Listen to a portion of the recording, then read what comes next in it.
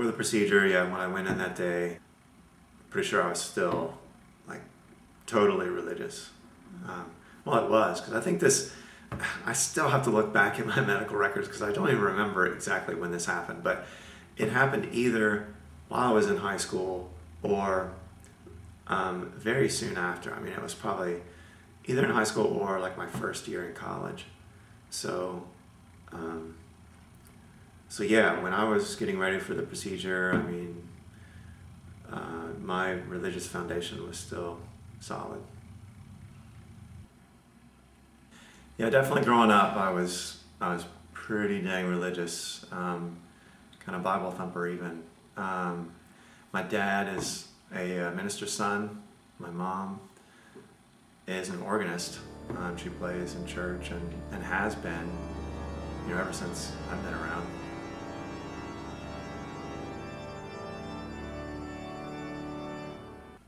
I mean, junior high was certainly an awkward time for me. And I guess that was when it really started, when I really started feeling that, oh, these other people that are actually going to church, or these other kids that are going to church, are just posers. They're just like going through the motions, and they don't really understand, what religion is about. Pretty sure high school was when I finally got down and read the Bible from cover to cover. There was an awful lot of violence and bad stuff happening that of course was never talked about in the church. So yeah, the hallucination was definitely the main event that kind of started the ball rolling with my getting rid of religion. I was in the chair at the periodontist office. All this was happening. Yeah, getting my mouth cut open.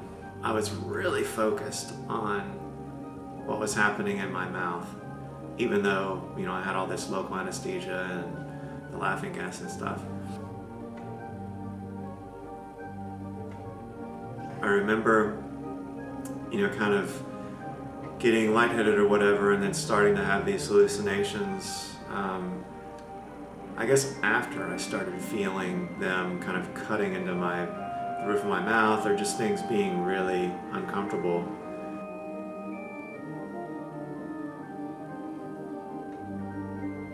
God, I guess, was basically there kind of laughing at me, or it was actually the devil.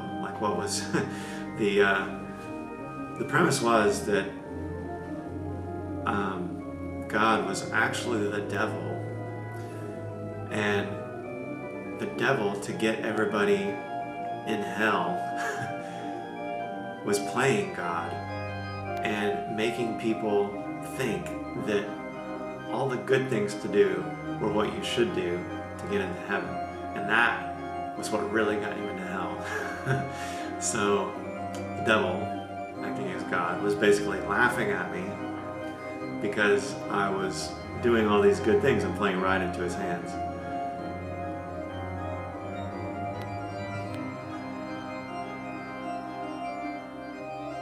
So yeah, I don't remember going home. I don't remember getting cleaned up.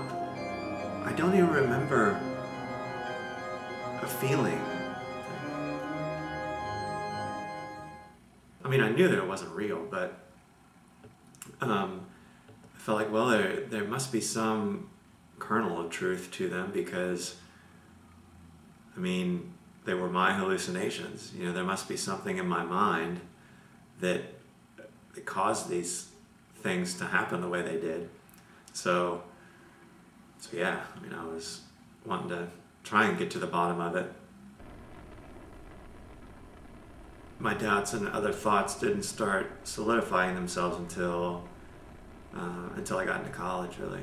I mean, in particular, I took this evolution class because I wanted to see, well, how could this all work together? And yeah, like I said, I tried to piece it together, thinking that, creationism could still be part of it. I mean, you could still have this creationist kind of thing with evolution, so I was trying to merge the two. But later, I started realizing, well, that's just like, I don't know, trying to make two pieces that don't fit together.